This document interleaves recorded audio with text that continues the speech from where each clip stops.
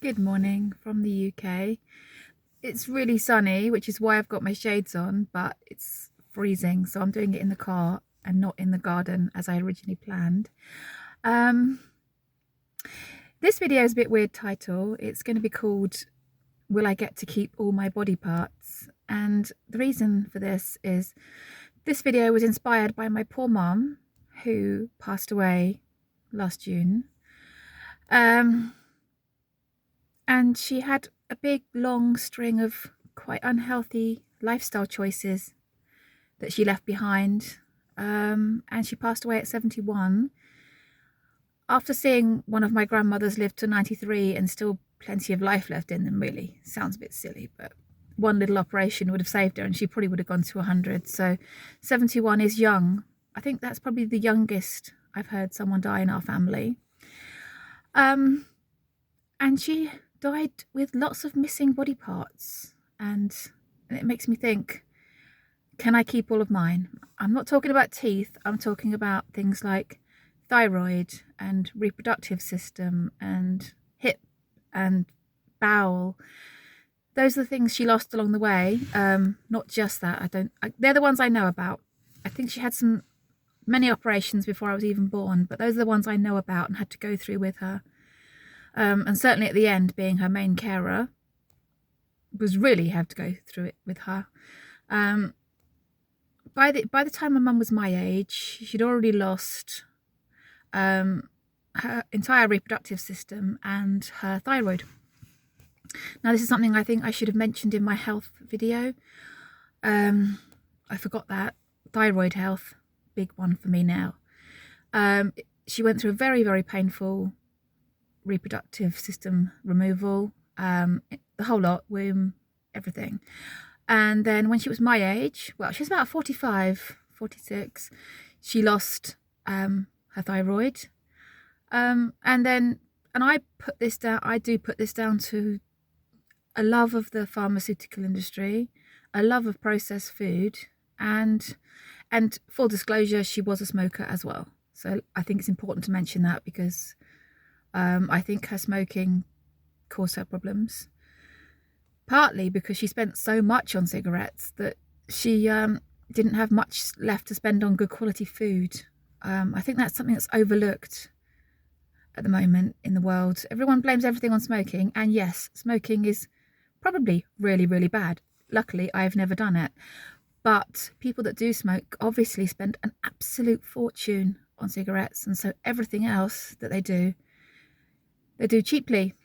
And she liked cheap, very inexpensive, highly processed, highly palatable food. And she was not scared of the pharmaceutical industry, as I am. And so when I was 13, she had a full hysterectomy. I had to take care of the house. That made me grow up very fast. And then in 2015, she had a hip replacement. I had to take care of her then. Before that, she had her thyroid taken out when she was about 45. So that must have been about 1995, I guess. She had her thyroid taken out. That was another extremely nasty operation. An operation that I now believe could possibly have been prevented. Highly likely could have been prevented. That led to more medication, of course, because then she was on thyroxine for that. So then she was on HRT and thyroxine and many other things. And then she had her hip replaced because that wore out. I now firmly believe that some lifestyle choice changes could have prevented that. And then sadly, 4 years ago, she was diagnosed with multiple cancers, which ended up with her losing a vast section of her bowel, and then had to have a stoma. That was another horrible operation, which took a long time to recover from, and having a stoma bag was her only real option. And it did the job, but it was unpleasant and she didn't enjoy it. And I can't help thinking that if she had taken a different path and been more interested in her health and been less interested in doctors and pharmaceuticals, I think she would have quite possibly still have all of those body parts.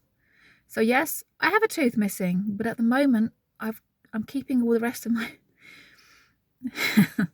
my body parts, And I'm going to be 48 in January. And if I can get to 48 and I've still got my full reproductive system and my full thyroid, and not on any medication, I am going to feel like I'm winning. And I know I mentioned my mum before. Poor woman, I know. But I am interested to compare myself to her, because I believe the choices she made, I could possibly avoid those choices. As I said in a previous video, I hate the pharmaceutical industry. Don't trust them one bit. Thankfully, I never started smoking, so I haven't had to give that up. But did love the processed foods, which have obviously now gone for me. And I hope to keep my entire bowel intact. I intend to keep my thyroid intact and my reproductive system intact. And I hope to never have to replace a hip or a knee or anything else. And I think that with the carnivore diet, especially now with the Lion diet, that I am well on my way to keeping my bodily functions going and my body parts intact for a really long time. A really long time.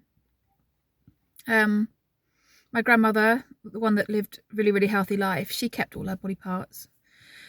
She was offered an operation right at the end when she was 93, and she just didn't want it, and so she let herself go. She'd had enough by then, but that's fine. It's fine at 93 to declare you've had enough. Yeah, but she had all her, her functions. But anyway, I just thought of that. I just thought, if I keep going the way I'm going, I should never have to have anything replaced or taken out. And that would be really cool. So what are you trying to avoid or achieve on your carnivore diet today? Which body part are you trying to protect and to keep intact? Yeah, I hope that wasn't too long. And 2 days' time, I'm going to do my 30-day update on how it's all going. As a general hint, I am shrinking. I am shrinking really nicely, and I think I'm going to keep shrinking. So I'm getting a bit excited. Feeling really, really great. I've been through quite a brutal withdrawal, but I'm loving the results so far. I love the new me. There's the postman. I'm going to wave at him. He's wondering why I'm talking to my phone, but I don't really care. Let's see if he's got anything interesting for me. I doubt it. See you later, guys. Bye.